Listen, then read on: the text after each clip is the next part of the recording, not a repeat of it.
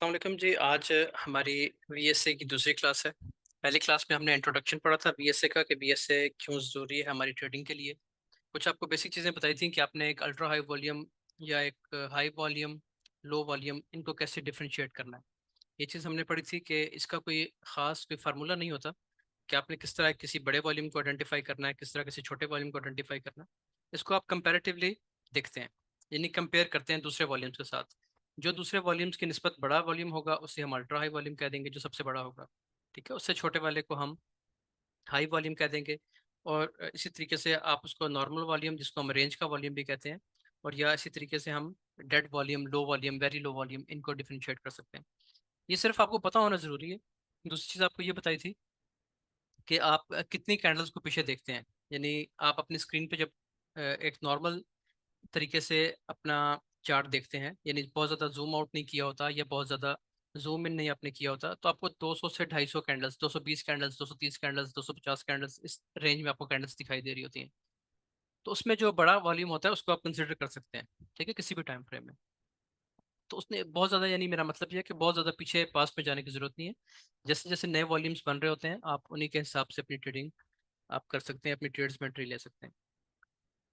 अच्छा, इसके अलावा आपको मैंने कल एक चीज़ बताई थी कि कोई भी, अगर आपके पास कैंडल बनती है, हमने क्योंकि साइन ऑफ स्ट्रेंथ पढ़ना शुरू किए थे, तो साइन ऑफ स्ट्रेंथ में पहली चीज़ हम क्लाइमेक्टिक एक्शन बार, और क्लाइमेक्टिक एक्शन बार में सेलिंग क्लाइमेक्स पढ़ रहे हैं। सेलिंग क्लाइमेक्स की आपको चार चीज़ें बताई थी कि वो चार चीज़ें आपको फिंगर टिप्स पे याद होनी चाहिए, क्योंकि उसके बगैर फिर आप क्लाइमेक्टिक एक्शन बार को पहचान नहीं सकेंगे। जिस बार पे भी आपको शक पड़ता है, शक से मुराद ये है कि आप सोचते हैं कि ये आपकी मुमकिन क्लाइमेक्टिक एक्शन बार बन सकती है, तो उसमें चार कैरेक्टरिस्टिक्स उसकी होनी चाहिए, चार खसूसियात होनी चाहिए। पहली खसूसियत उसकी ये होती है कि उसके पीछे एक अच्छा सेलिंग बैकग्राउंड होगा। ये बात आपने याद रखनी है कि जितना ज़्यादा सेलिंग बैकग्राउंड होगा उतनी ज़्यादा वो कैंडल स्ट्रॉन्ग मानी जाएगी। वो क्लाइमैक्स जो है, वो सेलिंग क्लाइमैक्स उतना ही स्ट्रॉन्ग माना जाएगा जितना उसके पीछे ज़्यादा सेलिंग क्लाइमैक्स होगा, ज़्यादा उसके पीछे सेलिंग बैकग्राउंड होगा। दूसरी चीज़ ये पड़ी थी कि उसके लिए ज़रूरी है, ये शर्त उसकी ज़रूरी है कि वो सेल की ही कैंडल हो। यानी प्राइसेस जब नीचे गिर रही हैं, तो नीचे गिरती हुई प्राइस में आपने जब सेलिंग क्लाइमैक्स ढूंढना है, तो जो बड़ी कैंडल जिसको हम ट्रिगर लाइंस लगाते हैं, वो सेल की ही कैंडल होनी चाहिए। यहाँ पे अगर बाय की कैंडल बन जाए, उसमें बड़ा वॉल्यूम आ जाए, आपने उसको सेलिंग क्लाइमैक्स नहीं कहना। दूसरी शर्त ये थी। तीसरी शर्त ये थी कि वो एक बिग स्प्रेड कैंडल होती है, उसका साइज बड़ा होता है। ठीक है जी, बनिस्बत बाकी कैंडल्स के आमतौर पर उसका साइज बड़ा होता है। चौथी चीज़ आपने ये पढ़ी थी कि उसका अल्ट्रा हाई वॉल्यूम होता है। पीछे जो कैंडल्स हैं, अगर उनका वॉल्यूम छोटा आ रहा है या हाई वॉल्यूम भी आ रहे हैं, तो जो क्लाइमेटिक एक्शन बार होगी उसकी निशानी होगी उसका वॉल्यूम सबसे बड़ा होगा। वो कई गुना बड़ा होता है, समटाइम्स 2 टाइम्स 3 टाइम्स ही बड़ा हो सकता है, काफ़ी बड़ा वॉल्यूम होता है। वो आपको दूर से नजर आ जाएगा कि ये आपका अल्ट्रा हाई वॉल्यूम है। ठीक है, एक चीज़ और जो है मैं वो ये है कि ज़रूरी नहीं है कि क्लाइमेटिक एक्शन बार आखिरी वाली बार ही हो, वो दरमियान में भी हो सकती है। जैसे कि इस जगह पे ये क्लाइमेटिक एक्शन बार बनती है आपकी, इसके पीछे सेलिंग बैकग्राउंड भी है, ठीक हो गया, और ये बिग स्प्रेड कैंडल भी है, सेल की ही कैंडल है, और उसका वॉल्यूम भी अल्ट्रा हाई है। तो यहाँ पे क्लाइमेटिक एक्शन बार ये वाली होगी, ना कि कोई नीचे वाली। हाँ, नीचे जाके अगर एक और बन जाए तो फिर आप इसको कैंसिल कर देंगे और ये आपकी वैलिड हो जाएगी, अगर बन जाती है एक और अगर उससे पहले पहले ही ये बाय में कन्वर्ट हो जाती है, तो वो आज हम तरीका पढ़ेंगे फिर आपने उस पर ट्रेड कैसे करनी है। तो आज जो हमारी दूसरी क्लास है वीएससी की, यहाँ तक आपको ये थोड़ा सा रिवाइज भी हो गया। जो हमारी दूसरी क्लास है उसमें हम पहला सिनेरियो पढ़ेंगे कि आपने ट्रेड कैसे करना है। क्लाइमेटिक एक्शन बार जब बन जाती है तो उसको ट्रेड करने का क्या तरीकाकार होता है। अच्छा जी, आपने एक चीज़ जो हमेशा याद रखनी है, मैं हर क्लास में रिपीट भी करूँगा, वो ये होती है कि आपने साइन ऑफ स्ट्रेंथ जब भी देखने हैं, आपके लिए ज़रूरी है कि आप sign of strength uptrend में देखेंगे। ठीक है, साइन ऑफ स्ट्रेंथ का मतलब होता है ऐसे साइंस जो आपको ये बताते हैं कि प्राइस स्ट्रेंथ पकड़ने वाली है, प्राइस उठने वाली है। तो उसके लिए बेस्ट जोन ये है, जब आप साइन ऑफ स्ट्रेंथ पकड़ेंगे तो आपके पास ट्रेंड भी स्ट्रेंथ वाला ही होना चाहिए। अगर आपके पास ट्रेंड तो डाउन चल रहा है और आप बार बार उसमें स्ट्रेंथ पकड़ने की कोशिश कर रहे हैं, तो आपका ज़्यादा अच्छे प्रॉफिट्स आपके नहीं होंगे। ज़्यादा अच्छा आपको यहाँ पे आपको साइन ऑफ वीकनेस देखने चाहिए, क्योंकि ट्रेंड जो है वीकनेस का चल रहा है। ठीक है, तो साइन ऑफ स्ट्रेंथ आपको हमेशा इस जगह पे और इस जगह पे मिलेंगे। यानी इस ब्रेकर ब्लॉक वाले जोन पे फिबोनाची का भी मीडियम जोन बनता है, ये सेंटर जोन 50%, 61% ब्रेकर ब्लॉक भी है। आपने स्पोर्ट रेजिस्टेंस पढ़ा है, उसमें ब्रेक एंड रीटेस्ट भी है। तो ये जगह अच्छी होती है, यहाँ पे आपको क्लाइमेटिक बार मिल सकती है। और अगर यहाँ पे नहीं मिल रही तो फिर ये बेस्ट जोन है, ये वाला जो एक्सट्रीम लो है, जो आपके पास आखिरी कंफर्म लो है। आखिरी कंफर्म लो यही है ना आपके पास, इसके बाद हाई ब्रेक हुआ, तो इस आखिरी कंफर्म लो पे आपके पास आपको ट्रेड मिल सकती है। ठीक हो गया जी। तो ये चीज़ आपने हमेशा याद रखनी है कि ट्रेंड के साथ रहना है आपने। अब हम एक सिनेरियो बनाते हैं। पहले इसको यहाँ पे हम चार्ट पे इधर देखेंगे ड्राइंग में, उसके बाद हम इसको चार्ट पे जाके देखेंगे। अच्छा जी, सिनेरियो ये बनता है कि जिस तरह कि मैंने आपको बताया कि आपके पास बुलिश ट्रेंड होता है, बेसिकली तो आपने बुलिश ट्रेंड में ही देखना है ना, बुलिश ट्रेंड में ही बाइंग ढूंढनी है। तो ये बुलिश ट्रेंड है। अब बुलिश ट्रेंड में प्राइस रिट्रेस लगाना शुरू करती है, रिट्रेसमेंट आना शुरू होती है, और यहाँ पे वो कैंडल बन जाती है जी, जिसके बारे में हम पढ़ रहे हैं। ठीक है जी, इस कैंडल के बारे में हम पढ़ रहे हैं। इस कैंडल में जो चार शर्त होती हैं, अब हम देखते हैं क्या वो चार शर्त पूरी होती हैं। पहली शर्त इसकी ये होती है कि ये एक सेल का बैकग्राउंड होता है इसके पीछे। ट्रेंड तो आप होना जरूरी है ना, वो तो बात अलग होगी। पहली चीज सेल का बैकग्राउंड हो, प्राइस के पीछे सेलिंग हो रही हो, तो पहली चीज आपकी कंप्लीट हो गई। दूसरी चीज हमने ये पढ़ी थी कि ये आपके पास सेल की ही कैंडल होनी चाहिए। तो ये एक बड़े साइज की कैंडल बनती है, इसके नीचे विक भी है, जितनी बड़ी विक होगी उतनी अच्छी सेलिंग क्लाइमेक्स बनेगा ये। ठीक है जी, तो दूसरी कंडीशन भी पूरी हो गई। तीसरी कंडीशन आपने ये पढ़ी थी कि ये एक बिग स्प्रेड कैंडल होती है, तो ये कैंडल देखें बड़े स्प्रेड की कैंडल है, तो तीसरी कंडीशन भी पूरी हो गई। चौथी कंडीशन अब हमने देखनी है। चौथी कंडीशन आपने ये पढ़ी थी कि इसका जो वॉल्यूम होता है वो पिछली जो सेल की कैंडल्स जो आ रही होती है ना, सेल या बाय जो भी कैंडल्स बन रही है पीछे, उनकी निस्बत सबसे बड़ा वॉल्यूम इसी कैंडल में होगा, इस तरीके से होगा। ये अल्ट्रा हाई वॉल्यूम होता है जो बाकियों से क्लियरली बड़ा होता है। ठीक है, ये कोई शक वाली बात उसमें नहीं होती, वो आपको बड़ा नजर आ रहा होता है वॉल्यूम। तो ये इसकी चार कंडीशंस होती हैं कि ये चार कंडीशंस क्या हमारे पास पूरी हो गई हैं। सबसे पहले तो आपने ये देखना है, जैसे ही आपको कंडीशंस मिल जाएं कि आपकी कंडीशंस पूरी हो गई हैं, अब आपने क्या करना है, आपने फौरन से इसकी ट्रिगर लाइंस लगा लेनी है। ट्रिगर लाइंस कहाँ पे लगती हैं? ट्रिगर लाइंस की शर्त ये होती है कि ट्रिगर लाइंस आपकी लगती हैं लो पे, इस जगह पे लगेगी ट्रिगर लाइन, और इस हाई पे लग जाएगी। अगर ऊपर विक है तो ठीक है, अगर विक नहीं है तो फिर आप बॉडी पे लगा लेंगे। इसकी मिनिमम ये दो ट्रिगर लाइंस लगेंगी, एक इसके हाई पे एक इसके लो पे। सबसे अहम ये होती हैं। यहाँ पे मैं भी लगाता था किसी, अभी भी लगा लेता हूँ। ये भी एक होती है, इस जगह पे भी आप इसकी बॉडी पे भी एक, लोअर बॉडी पे भी एक लगा सकते हैं। ये मजीद कंफर्मेशन के लिए ऐड होती है, लेकिन अगर आप ये नहीं भी लगाते तो भी ठीक है। ये वाली आपने लगा ली है फिर भी ठीक है।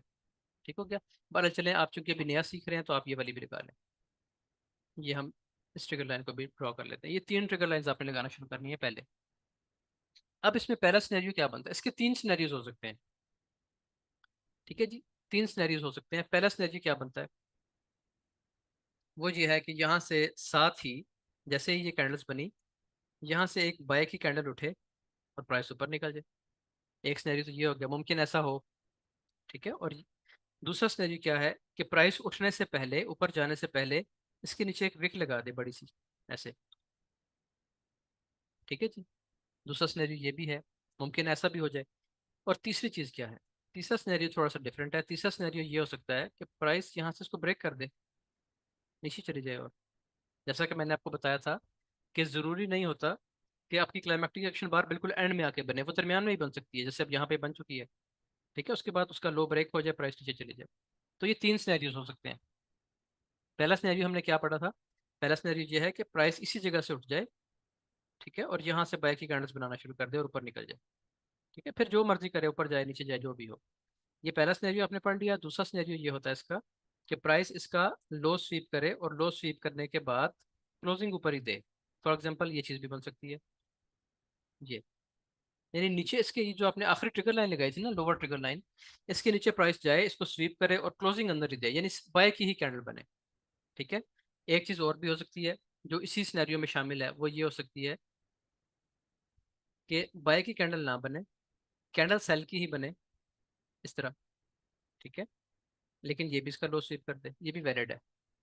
यानी बात वही है कि लो स्वीप हो जाए, दूसरा सिनेरियो लो स्वीप होने वाला है। और तीसरा सिनेरियो जो आपको मैंने आपको बताया वो ये है कि ये लो स्वीप नहीं होता बल्कि ब्रेक हो जाता है। अब जो लोग नए हैं आप में से, उनको शायद प्रॉब्लम हो रही हो कि स्वीप होने में और लो ब्रेक होने में क्या फ़र्क है। तो ये बात आपने याद रखनी है। अगर सिर्फ विक लगे नीचे, विक लग के प्राइस ऊपर क्लोज हो गई है, इसके नीचे कैंडल की बॉडी क्लोज नहीं हुई, उसको कहते हैं स्वीप होना। और अगर बॉडी नीचे क्लोज हो गई है, जैसे कि सिनेरियो में हुई है, तो इसको कहते हैं लो ब्रेक होना। तो तीसरा सिनेरियो ये है कि लो ब्रेक हो सकता है। ये तीन सिनेरियोज हैं। आज हम अभी बात करेंगे सिनेरियो नंबर 1 पे।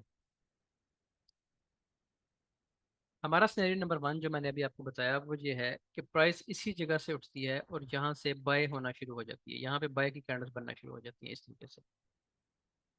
ठीक है जी, और ये इसको ब्रेक भी कर सकती हैं, अपर ट्रिगर लाइन को ब्रेक भी कर सकती हैं। ये सिनेरियो बन सकता है। अब इसमें होगा क्या, विक लग सकती है नीचे, मुमकिन है नीचे विक आए, लेकिन वो इस लो को स्वीप नहीं करती, ना इसको टच करती है। ये जो नीचे आपकी लोअर ट्रिगर लाइन है ना, ये जो ट्रिगर लाइन लगी है ये वाली, इस ट्रिगर लाइन को ना वो टच करेगी, ना इसको स्वीप करेगी, बल्कि ऊपर ऊपर से ऊपर निकल जाएगी। ठीक हो गया, ये सिनेरियो नंबर वन होता है। अब ये जो सिनेरियो नंबर वन है, आपने एक बात हमेशा याद रखनी है कि सिनेरियो नंबर वन, आप नंबर से याद रखें इसको। सिनेरियो नंबर वन जो है,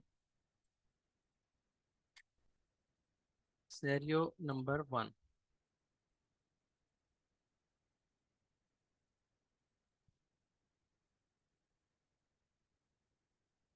ये आपका नंबर वन आपका लो प्रोबेबिलिटी सेटअप होता है। लो प्रोबेबिलिटी सेटअप क्या होता है? लो प्रोबेबिलिटी सेटअप से मुराद ये है कि इसके चलने की, चलता है ये सेटअप चलता है, आपको ट्रेड देगा। ठीक है। अभी आपने ट्रेड, अभी मैं आपको बाय नहीं बता रहा कि आपने बाय कहाँ से करना है, मैं आपको बताने लगा हूँ। लेकिन पहली बात, क्योंकि हम नंबर वन की बात कर रहे हैं, सिनेरियो नंबर वन की, सिनेरियो नंबर वन हमेशा लो प्रोबेबिलिटी होगा। लो प्रोबेबिलिटी से मुराद ये है कि ये फेल भी हो सकता है, इसकी प्रोबेबिलिटी 95% नहीं है, इतनी हाई नहीं है। ठीक है।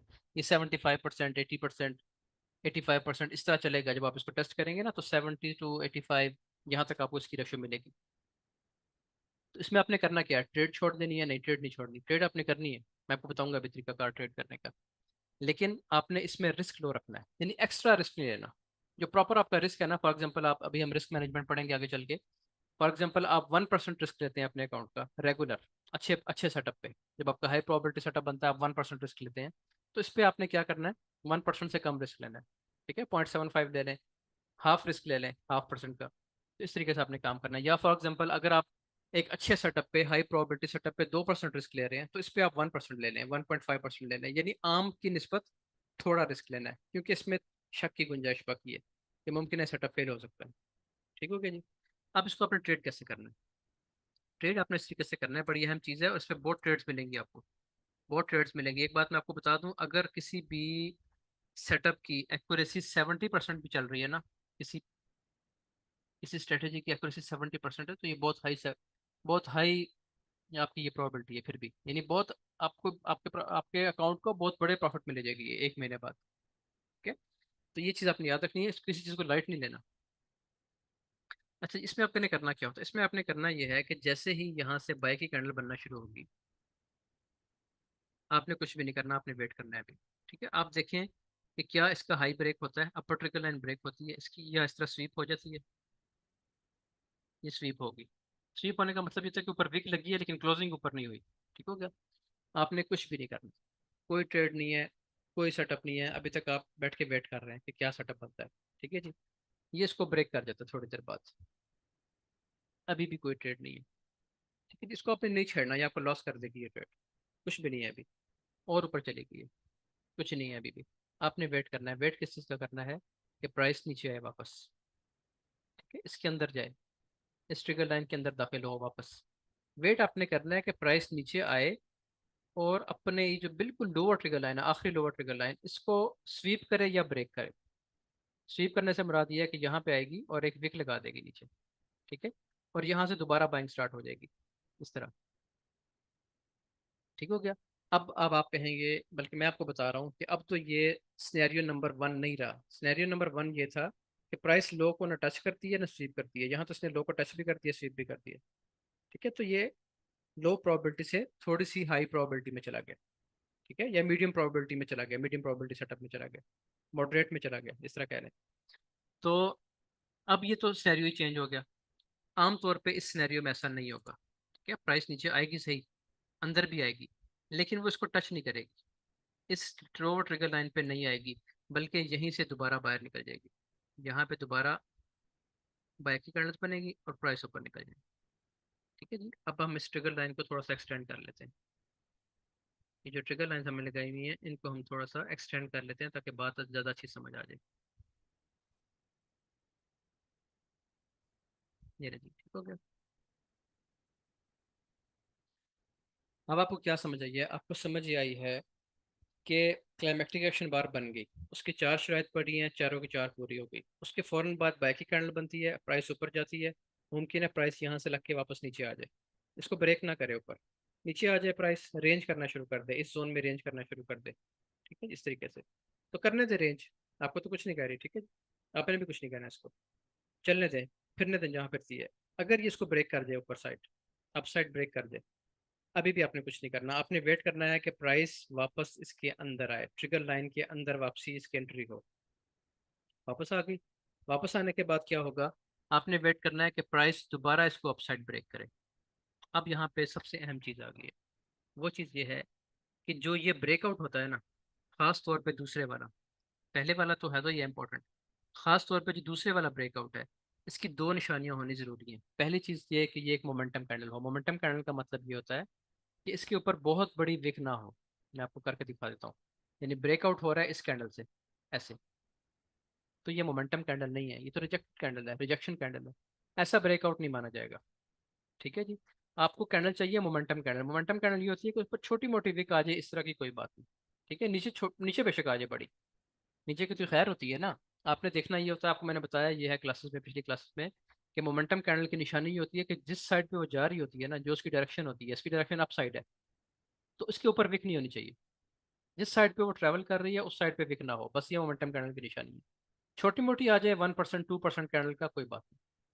अच्छा जी, अब प्राइस ऊपर निकलती है, मोमेंटम कैंडल बनाती है। अब आ गई सबसे अहम चीज, वो ये है जो आपको ट्रैप से बचाएगी। वो ये है कि ये जो मोमेंटम कैंडल होती है ना, इसका वॉल्यूम जितना छोटा होगा उतनी अच्छी बात होगी बाकी कैंडल्स की निस्बत। मैं आपको कल की ट्रेड में इसकी एग्जांपल दिखा सकता हूँ, कल शायद आपको समझ ना आती, आज आपको समझ आ जाएगी।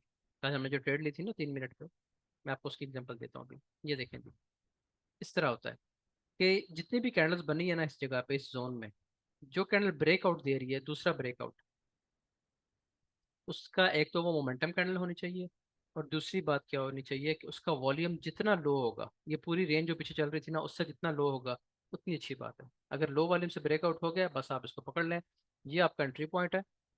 नीचे आपका स्टॉप लॉस लग जाएगा। स्टॉप लॉस असूलन यहाँ पे होता है, लेकिन चूंकि ये लो प्रोबेबिलिटी सेटअप है, इसलिए हम इसका स्टॉप लॉस बहुत बड़ा नहीं करेंगे, हम बस इसके नीचे लगा देंगे यहाँ पे स्टॉप लॉस, ताकि अगर ये वापस आके हिट करती भी है तो कोई बात नहीं, बड़ा लॉस ना हो। ठीक है, 5 मिनट का सेटअप है, 30-40 पिप का स्टॉप लॉस लग भी गया तो कोई बात नहीं है। आपको इसकी एक्यूरेसी बहुत हाई मिलेगी। मैं बार बार आपसे कह रहा हूँ, इसको आपने ये नहीं समझना कि लो प्रोबेबिलिटी सेटअप, इसको छोड़ दें। मेरी नज़र में लो प्रोबेबिलिटी सेटअप है ना, जो लोग जिनकी एक्यूरेसी लेवल ही 75% है, 70% है, उनके लिए हाई प्रोबेबिलिटी सेटअप है। उनका तो फिर ये बड़ी ज़बरदस्त चीज़ है। लेकिन हमारा चूंकि हाई प्रोबेबिलिटी सेटअप बहुत ऊपर जाके लगता है, 95 को हिट करता है, 96 को हिट करता है, इसलिए हमारी नज़र में ये लो प्रोबेबिलिटी सेटअप ही होगा। अब इसको थोड़ा सा दोबारा समझें इसी जगह पे। दो चीज़ें आपको मैंने बताई हैं, इसमें एक चीज़ आपने याद रखनी है, वो ये कि जो पहला ब्रेकआउट होता है ना, जो इसका पहला ब्रेकआउट होगा ये वाला, अगर ये भी मोमेंटम कैंडल के साथ है, जैसे कि यहाँ पे मोमेंटम कैंडल बनी हुई है, ठीक है, और इसका वॉल्यूम भी छोटा है, तो ये भी अच्छी चीज़ है। अब यहाँ पे देखें ना, ये फॉर एग्जांपल इस तरीके से प्राइस ऊपर जाती है, पहला वॉल्यूम, दूसरा वॉल्यूम, और ये तीसरा वॉल्यूम, तीसरी कैंडल ये है, इसका वॉल्यूम और भी छोटा आ जाता है, तो ये भी अच्छी बात है। ठीक है, ये भी अच्छी चीज़ है। लेकिन यहाँ से आपने एंटर नहीं होना किसी सूरत, फिर भी एंटर नहीं लेनी यहाँ से, पहली ब्रेकआउट पे आउट नहीं, आपने एंटर नहीं लेनी। ये सबसे डेंजरस चीज़ है कि आप यहाँ से एंटर हो जाए। अगर उसने लो स्वीप नहीं किया हुआ, देखना ना लो टच हुआ है ना लो स्वीप हुआ है, आप इसको यहाँ तक कर लें चले, विक लगी जरूर है, लेकिन उसने लोअर ट्रिगर लाइन को ना टच किया, ना लोअर ट्रिगर लाइन को उसने हिट किया, ना उसने लोअर ट्रिगर लाइन को स्वीप किया, ना ब्रेक किया, इस तरफ आई ही नहीं, ऊपर निकल गई। लो वॉल्यूम के साथ उसने हाई ब्रेक कर दिया। ठीक हो गया, आपने यहाँ से एंट्री नहीं लेनी, आपने वेट करना है प्राइस वापस आए। अब कई बार वापस आएगी, कई बार नहीं आएगी, नहीं आ रही तो जाने दें। जब हमारे रूल्स पूरे नहीं है ना, क्वेश्चन आ जाता है कि जी उसने वो तो नीचे आई नहीं, दोबारा अंदर ही नहीं आई, ट्रेड मिस हो गई, तो हर ट्रेड नहीं पकड़ सकते आप। आपके कुछ असूल बने हुए हैं, आपने उन असूलों पर रहना है। मैं अपनी जो बात करता हूँ कि आपको हाई एक्यूरेसी मिलेगी, वो तब मिलेगी जो मैं आपको यहाँ पे रूल्स लिख पाता हूँ पॉइंट्स बना के, अगर आप वो पूरे करेंगे, वो पूरे नहीं करेंगे तो फिर मेरी भी कोई जिम्मेदारी नहीं। ठीक है, फिर आप अपने रूल्स बना लेंगे खुद। क्योंकि मैं आपको ये बता रहा हूँ कि पहले ब्रेकआउट पे एंट्री नहीं है किसी सूरत भी, क्योंकि यहाँ से प्राइस नीचे आ जाती है, वापस नीचे जा सकती है। ठीक हो गया, तो पहला ब्रेकआउट पे आपने कोई एक्शन नहीं लेना, आपने वेट करना है प्राइस नीचे आए। जब प्राइस नीचे आ जाएगी, अंदर आ जाएगी ट्रिगर लाइन के अंदर, इस ट्रिगर लाइन के अंदर आना जरूरी है, ट्रिगर लाइन के अंदर आ गई। अंदर आने के बाद ये यहाँ पे रेंज कर सकती है, इस तरह फिर सकती है। देखिए, इस तरह नहीं होगा ना कि आप ट्रेड लेने बैठे हैं तो आप कहें बस अब ये निकले अब ये निकले, इस तरह नहीं होगा। सब्र रखना पड़ता है। जितना बड़ा टाइम फ्रेम होगा उतना सब्र करना पड़ेगा। अगर 5 मिनट का 1 मिनट का टाइम फ्रेम है तो मुमकिन है यहाँ पे 10 कैंडल्स बने। 5 मिनट तो आपको 10 मिनट वेट करना है। 5 मिनट का अगर सेटअप है और 10 कैंडल्स बन रही हैं तो आपको 50 मिनट वेट करना है। अगर 1 घंटे का सेटअप बन रहा है, ये वाला ये सिनेरियो 1 घंटे में बन रहा है, तो 1 घंटे वाले ही 5 7 7 10 कैंडल्स हुई तो 10 घंटे वेट करना है, फिर सब्र रखना है जरूर। ठीक है जी। अब प्राइस आ गई अंदर। अंदर आने के बाद ये दूसरा ब्रेकआउट देगी आपको। जब ये दूसरा ब्रेकआउट देगी तो उसकी दो निशानी आपको बताइए। पहली निशानी ये बताइए कि ये एक मोमेंटम कैंडल होती है। ठीक है, मैं यहाँ पे लिख रहा हूँ। पहली निशानी ये होगी दूसरे ब्रेकआउट की। ठीक है, मैं इसकी पहले हेडिंग देता हूँ कि ये सेकंड ब्रेकआउट की बात हो रही है। Second breakout. सेकंड ब्रेकआउट की पहली निशानी क्या होती है? ये मोमेंटम कैंडल होगी। दूसरी निशानी क्या होती है? लो वॉल्यूम ब्रेकआउट होगा। कितना लो? जितना लो हो जितनी अच्छी बात है। कैंडल होनी चाहिए मोमेंटम, स्ट्रॉन्ग कैंडल होनी चाहिए। लेकिन जब आप नीचे वॉल्यूम पे नजर लगाएंगे तो आपको पता चलेगा कि वॉल्यूम तो इसका कम होता है। ठीक है जी, मैं आपको यहाँ पे मैं क्योंकि काफ़ी सारी चीज़ें मैंने अब यहाँ चार्ट पे सिखा दी हैं, इस पे ड्राइंग में सिखा दी हैं। अब हम इसको चार्ट पे जाके चेक करते हैं कि चार्ट पे कैसे नजर आता है। ये देखें, इस तरह होगा ये। आमतौर पे यहाँ पे सेल के वॉल्यूम बड़े हो जाएंगे। जब सेल का वॉल्यूम बड़ा हो रहा है आपने समझ जाना बाइंग होने वाली है। ये देखें, अब यहाँ पे फिर ये बाय की कैंडल बनी है। तो बाय की कैंडल्स में क्या होगा? वॉल्यूम छोटे होना शुरू हो जाएंगे और जो ब्रेकआउट देगी उसका वॉल्यूम सबसे छोटा होगा इस तरह। अब आपने ये नहीं सोचना इस तरह कि यहाँ पे तो इसका वॉल्यूम सबसे छोटा है। तो ठीक है, ये भी ब्रेकआउट कैंडल है, ये भी अच्छी चीज़ है, लेकिन फिर भी हम यहाँ पे एंटर नहीं हुए, अभी हम शक में है। जब दूसरी बार एंटर होगी तो यहाँ से आपकी एंट्री है, ये आपका एंट्री पॉइंट है। ये नीचे आपका स्टॉप लॉस है। जो नए लोग हैं जिनको स्टॉप लॉस एंट्री मॉडल नहीं पता वो भी परेशान ना हो, उनके लिए बाद में करेंगे। ऐसे लोग वैसे कम नहीं है, नहीं है। अच्छा, अब आपका टारगेट क्या होगा? इसका टारगेट, क्योंकि ये ट्रेड हमारी विद द ट्रेंड होती है तो उसके टारगेट लंबे होते हैं। आपने 1:1 पे जाके इसको सेव कर लेना है। 1:1 क्या होती है? अगर आपका स्टॉप लॉस बन रहा है 50 पिप का, तो 50 पिप जैसी प्रॉफिट में गई है तो ये ट्रेड सक्सेसफुल है। 50 पिप का स्टॉप लॉस बन रहा है आपका, टीपी भी आपका 50 पिप का आ रहा है, तो ये ट्रेड सक्सेसफुल हो गई है। ये लॉस ट्रेड नहीं है, ये कोई हारी भी ट्रेड नहीं है। ठीक है। इस पे आप क्या करेंगे? 1:1 पे जाके आप प्रॉफिट बुकिंग करेंगे अपनी। कितनी बुकिंग करेंगे? आपने फॉर एग्जांपल 10 सेंट, 10 सेंट की ट्रेड चल रही है तो 8 सेंट, 7 सेंट, 5 सेंट कुछ ना कुछ ले लें। आधा प्रॉफिट बुक कर लें, आधे को चलने दें। लेकिन काम क्या करना है कि स्टॉप लॉस उठा के ऊपर एंट्री पॉइंट पे ले आना है, यानी ब्रेक इवन कर देनी है, ताकि लॉस वाली कहानी आपकी खत्म हो जाए। ठीक है। जिन लोगों के लिए टर्म्स जो इनसे फेमिलियर नहीं है कि स्टॉप लॉस क्या है, टेक प्रॉफिट क्या है, या ब्रेक इवन करना क्या होता है, वो फिर वेट करें, अभी आगे चल के चीज़ें हमने पढ़नी है सब। तो ये है जिसकी कहानी पूरी। ठीक है, ये आपका एंट्री पॉइंट हो गया। नीचे आपका स्टॉप लॉस 1:1 पे जाके आप इसको ब्रेक इवन कर देंगे, अपना प्रॉफिट बुकिंग कर लेंगे, ट्रेड को ब्रेक इवन करके इसको चलने देंगे। मुमकिन है ये, अगर आपका 50 पिप का स्टॉप लॉस बन रहा है, मुमकिन है ये आपको 500 पिप दिया जाए ट्रेड, क्योंकि ट्रेंड के साथ है। ट्रेंड नहीं रुकता, ट्रेंड नहीं रुकता, ट्रेंड चलता रहता है, ट्रेड आपकी चलती रहेगी। ठीक है। इस तरीके से इस मॉडल पे मैंने हजार हजार पिप्स, 12 12 पिप्स लाइव दिए हुए हैं, 12 12 को। अच्छा जी, अब हम चलते हैं जी चार्ट पे।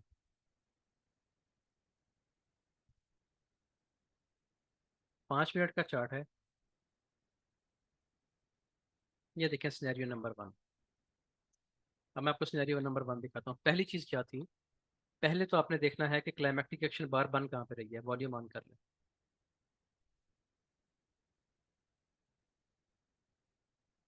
वॉल्यूम ऑन हो गई। ठीक है जी। आप ये देखें, इस वेव में जो वेव दोबारा वेव लग रही है ये वाली, ये प्राइस नीचे आ रही है। यहाँ पे आके चेक करें यहाँ पे क्या बन रहा है। सेलिंग बैकग्राउंड भी है पीछे, प्राइस सेल होती हुई आ रही है। बिग स्प्रेड कैंडल है, सेल की ही कैंडल है, और वॉल्यूम भी बड़ा आ गया। अब ये भी तो है पीछे। ठीक है, ये भी तो बड़ा वॉल्यूम है, तो ठीक है ये भी है। लेकिन यहाँ पे सिनेरियो नंबर 1 नहीं बन रहा, इसलिए इसकी एग्जांपल नहीं दे रहा। ये सिनेरियो नंबर 3 बन रहा है। ठीक है, ये आगे सिनेरियो नंबर 1 बन रहा है। यहाँ पे क्या बड़ा वॉल्यूम भी आ गया, सब कुछ हो गया, प्राइस अंदर क्लोज होगी। ठीक है, हमने कुछ करना है? कुछ नहीं करना। हमने सिर्फ पहला काम ये करना है, इसकी ट्रिगर लाइंस लगानी है, ऊपर वाली विक पे और इसकी नीचे वाली विक पे। ये हमारी लग गई ट्रिगर लाइंस। ठीक हो गया जी। अब इसको जरा गौर से देखें। जूम कर रहा हूँ थोड़ा सा। फौरन से बाय की कैंडल बनी, ट्रिगर लाइन हिट नहीं हुई। ठीक है जी, आपकी ट्रिगर लाइन नीचे, ट्रिगर लाइन हिट नहीं हुई, स्वीप भी नहीं हुई। ठीक है, प्राइस ने अंदर जाना शुरू कर दिया, ऊपर जाना शुरू कर दिया, ये ऊपर निकल आई प्राइस। ठीक है। अब यहाँ पे क्या हो रहा है? बड़े वॉल्यूम से निकली है बाहर। तो मैंने आपको मना किया है, पहले ब्रेकआउट चाहे छोटे वॉल्यूम से है चाहे बड़े वॉल्यूम से है। नीचे वॉल्यूम चेक करें। वॉल्यूम चेक करें तो बड़े वॉल्यूम से प्राइस बाहर निकली है ये वाली कैंडल पे। लेकिन ये बड़ा वॉल्यूम है तो कैंडल भी अच्छी है, स्ट्रॉन्ग मोमेंटम कैंडल है। लेकिन आपने बहरहाल यहाँ से बाय नहीं करना, आपने वेट करना है प्राइस दोबारा अंदर आए। प्राइस दोबारा अंदर आई, दोबारा अंदर आने के बाद अब आपने वेट करना है कि मोमेंटम कैंडल से फिर बाहर निकले। ठीक है जी। अब मोमेंटम कैंडल कहाँ है, यहाँ से तो बाहर निकली नहीं, इस पे तो बाहर नहीं निकली। दूसरी कैंडल ये है, इस पे भी, ये भी मोमेंटम कैंडल नहीं है, बिल्कुल छोटी सी कैंडल है, बड़ी कैंडल होनी चाहिए अच्छी मोमेंटम कैंडल, ये भी नहीं है। तीसरी कैंडल बनी है, इसके ऊपर भी विक क्या है, थोड़ा सा मशकूक मामला है, आप इसको छोड़ दें। जो ब्रेकआउट होता है ना इस ट्रिगर लाइन का, वो अच्छी स्ट्रॉन्ग कैंडल से होना चाहिए अभी भी, क्योंकि हमें मतलूबा शर्त नहीं मिल रही, अभी भी आप छोड़ दें। हालांकि दूसरी बार प्राइस बाहर निकल आई है, लेकिन वो चीज ऐसी कैंडल नहीं मिल रही लो वॉल्यूम के साथ। ठीक है, ऐसी कैंडल लो वॉल्यूम के साथ नहीं मिल रही, फिर प्राइस नीचे आ जाती है। ये देखें फिर नीचे आ गई, क्योंकि मतलूबा शर्त पूरी नहीं हुई इसलिए प्राइस फिर नीचे आ गई। अब यहाँ पे आप देखें फिर बड़ा वॉल्यूम आ गया, फिर सिनेरियो नंबर 1 बन रहा है, फिर ट्रिगर लाइन बन गई। देख रहे हैं सेलिंग बैकग्राउंड भी है। एक क्लाइमेक्टिक एक्शन बार के बाद उसी जगह पे दूसरी भी आ सकती है, और दूसरी आ जाए तो और भी अच्छी बात है। ये भी बाइंग हुई है और ये भी बाइंग हुई है। ठीक है, और अच्छी बात है, मजीद बाइंग हो रही है। देखिए फिर सिनेरियो नंबर 1 बन रहा है, क्लाइमेक्टिक एक्शन बार बन गई, सब निशानियां पूरी हैं, सेलिंग बैकग्राउंड है, सेल की कैंडल है, बिग स्प्रेड कैंडल है, अल्ट्रा हाई वॉल्यूम है, सब चीजें पूरी हो गई। प्राइस ने दोबारा इसकी ट्रिगर लाइन को ना टच किया, ना टेस्ट किया, ना ब्रेक किया, ऊपर चली गई। ये ब्रेकआउट आ रहा है अब। इस कैंडल का वॉल्यूम देखें सबसे छोटा है, ये देखें। इस वेव में जितनी भी कैंडल्स आई हैं, ये बड़े वॉल्यूम के बाद सबसे छोटे कैंडल से ब्रेकआउट हुआ है, ये देखें। और मोमेंटम कैंडल है, एक ही कैंडल ने ब्रेकआउट दिया, मोमेंटम कैंडल थी, और छोटी सबसे छोटे वॉल्यूम से हुआ, तो ये आपका एंट्री पॉइंट था। नीचे आपका स्टॉप लॉस है। और इस ट्रेड का रिजल्ट आप देखें फिर कैसे। ये देखें ट्रेड कहाँ तक गई है, अभी तक चल रही है ट्रेड। ठीक हो गया। अब इसमें इस सारे सिनेरियो में इसको समझाते हुए तो शायद 10 मिनट लगे हों, लेकिन ये सारा सिनेरियो बनने में चलने में कितना टाइम लगा है? 81 बार, 7 आवर्स 45 मिनट्स, 7-8 घंटे आपने सब्र करके बैठना है। ठीक है, हमारा मसला क्या होता है कि लैपटॉप ऑन किया, हमारा दिल होता है कि पहले 5 मिनट में ट्रेड मिल जाए।